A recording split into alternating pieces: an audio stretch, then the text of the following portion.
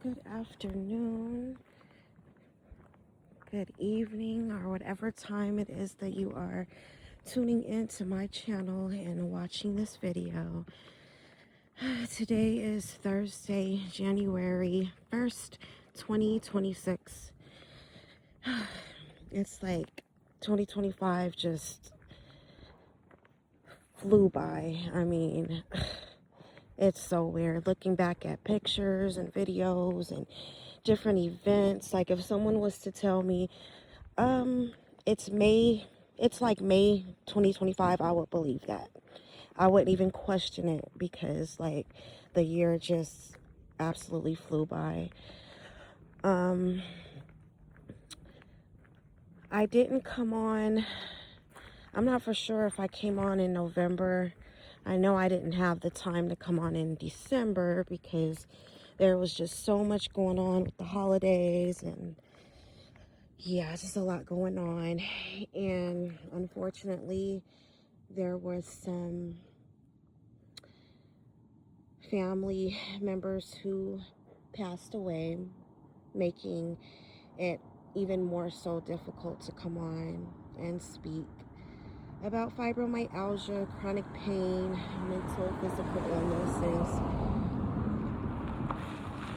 and just how to cope with all of that during the holidays.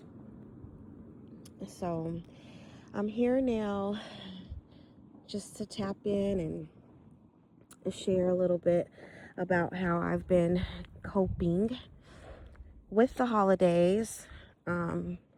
It's been a little, I can't really explain. It's pretty much like the same, but now that those other issues have come up, I'm going to have to redirect some of the things that I typically do to help with my situation. I know that those are things are going to look different. And so I'm really considering grief counseling, grief therapy, because I thought I was okay, but there's so many family members that I'm holding space for.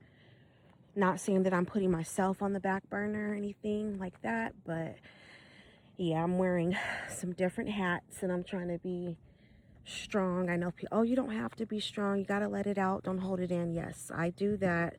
Definitely do that. But at the same time and at the end of the day, my heart is just so big and I just want to be there for everyone. Like I said, not putting myself and my needs on the back burner at all, but just given everything that has taken place, I'm just really wanting everyone to be okay. And it's gonna be a long, because one of the deaths was unexpected. So the fact that it was a shock, an unexpected loss, yeah, I'm gonna definitely consider therapy. But if you don't mind sharing in the comments, how do you cope with the loss of a loved one, sudden loss of a loved one, and also even if it was expected? I mean, it all hurts. It's all sad. But yeah, just out of curiosity, I know people say time heals, but I definitely notice that my pain levels, I want to say they did increase, but because my mind is just, or my heart, everything is just focused in different areas. I don't want to say that the pain isn't there, because it definitely is. I still have to medicate and take all my prescribed medications and things like that, but not able to eat as I normally would and should. I'm definitely staying hydrated. Yeah, but just if you don't mind sharing, I appreciate any like advice or anything that has helped during times of loss, tragic loss. of a loved one, and even the expected ones that were long-term illnesses and things like that. Show my face briefly. I'm so glad the sun is out. We have been without the sun for like some days now, so I definitely wanted to get out and experience some of this beautiful, healing, warm sunlight and enjoy like all of the quietness, the peace, and the sights of nature out here. So there was one thing I did need to mention, that happened last month as well. Just having to take care of myself. When I got the news of the passing of a loved one, I was actually en route to take care of some issues that I was dealing with. I was en route to like the urgent care, but I definitely put for one day because I was in so much pain. Ended up having to go to the ER, and explaining to the doctor that because a lot of them were like jumpy. I'm a hard blood draw, so it took forever for them to get the IV. I finally got to experience what people were asking me about, if I had ever had the machine used so that they could find the veins. And so that was the first time I had that done. Yeah, so when I was at the emergency room department, I found myself having to explain to the phlebotomist, because there were a couple that came in, as well as the doctor, but I didn't have to really explain too much to him. You know, having fibromyalgia just makes everything 10 times as worse. So if I feel like I'm jumping and like not able to handle the attempts to get the IV started, hey, it's just attributed to fibromyalgia. But yeah, I just wanted to share that part just briefly. I won't go into too many details, but yeah, I did follow up on, and I still have to do some more follow up from all of the procedures and different tests that they did when I had to go to the ER, the emergency room. The sun, it's just like when you haven't had the sun, I don't see how people in Washington do it. Like, yes, I don't like the heat, the Arizona, the summertime heat, but as far as like when the cooler months, I want to say it's like in the 60s today. Like the cooler months, definitely love the sun. I can handle that sun all day and until the time it rises to the time that it sets in the early evening hours here. And quick update, since I haven't been on, I still try to do the line dancing. My heart is hurting, so I'm just taking everything slow day by day. And yeah, so that's pretty much it. I won't make this too long of a video, but just wanted to check in. It's the start of 2026. I haven't said new year yet because I'm learning some things, and I know people say when you know better, you do better.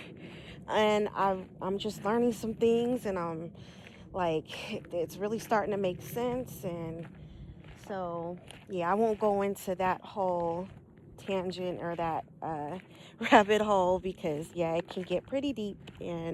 But yeah, the new year, I'm told, which makes sense that it would start in spring. Here is during the spring months when everything starts to bloom and after winter solstice and all of that. So, but yeah, so thank you so very, very much for taking the time to tune into my channel. And if you haven't already, please like, share, and subscribe. And I will see you guys next time. Until then, try to stay in motion as much as possible, regardless of what life throws your way, as I'm trying to do the same. Peace. Until next time. Definitely taking full advantage of this sun being out, because with all the clouds, a strong possibility it'll be covered again, but definitely enjoying it while it's out and shining bright.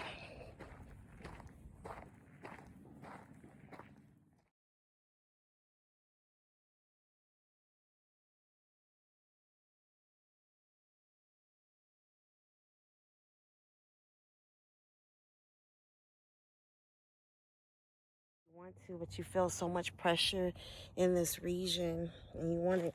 Dealt with other losses when I've dealt with like other traumas. I won't, because not everything is a loss, even though kind of certain traumas can feel like a loss, betrayal, things of that nature.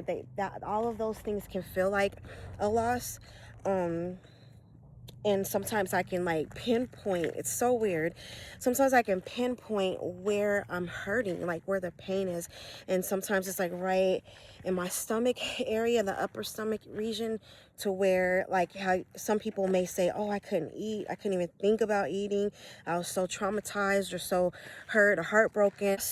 They all hurt, but certain losses, they just feel different and they affect you somewhat different.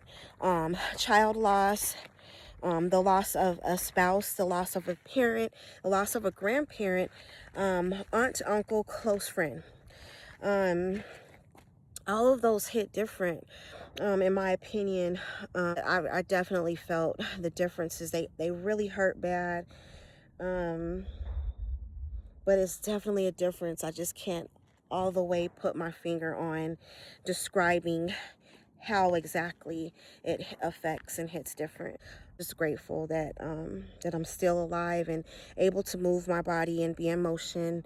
Maybe not as much as I would love to, but I'm not ever giving up. I'm always keep the faith regardless.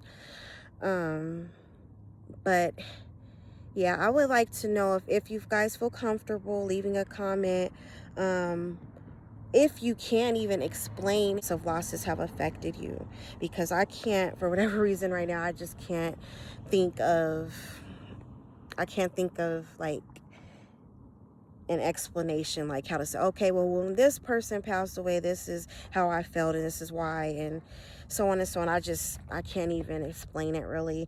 My aunt was like a second mom, so those types of relationships, I've heard people that are either raised by their grandparents, super close, that's like a parental loss, even though they may not have given birth to you or anything like that. It's like that loss still hits really hard and deep. So I'm definitely understanding to that.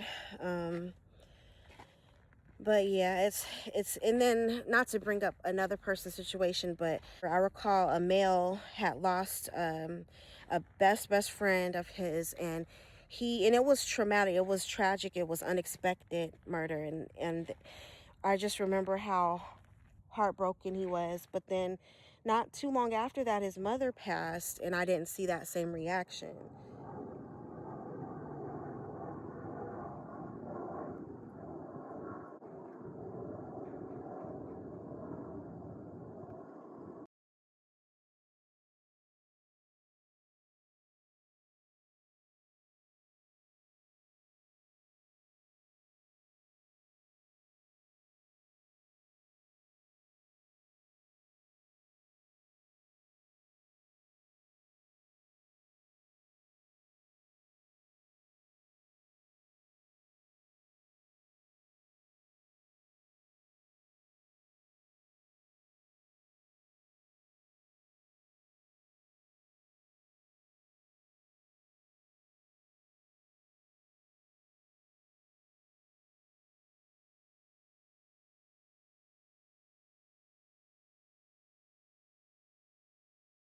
I have some, sorry if I sound winded, but I have some hikers in back of me, so I don't want to speak too loud. But I was just thinking about something that a lot of times people, so I've heard people actually say it to me, like what to say and not to say to someone who's just lost a loved one.